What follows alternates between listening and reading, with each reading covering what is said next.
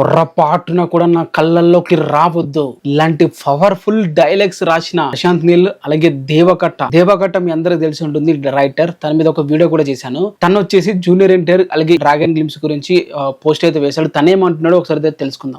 Many happy returns of the day my dear junior NTR గారు. ఇది కదా, ఇలా కదా బర్త్డే అనేది సెలబ్రేట్ చేసుకోవాలి. ఇది కదా, ఇలా కదా ఉండాలి. ఇది డ్రాగన్ గ్లిమ్స్ గురించి అయితే ఉద్దేశించి అయితే అంటున్నాడు. మీరు ఏదైతే డ్రాగన్ ఫస్ట్ గ్లిమ్స్ రిలీజ్ అయితే చేశారో, మొత్తం డైలాగ్ అయితే ఉంటుంది కదా కామన్ గా English law, first ball out of the park అని చెప్పి, అంటే కొట్టిన ఫస్ట్ బాలే బౌండరీ బయట పడ్డది అన్నట్లు. మీరు రిలీజ్ చేసిన ఈ డ్రాగన్ గ్లిమ్స్ కూడా ఫస్ట్ బాలే సిక్సర్ అన్నట్లు అవుట్ ఆఫ్ ద పార్క్ అని చెప్పి అయితే దేవకట్ట గారు అయితే అంటున్నారు.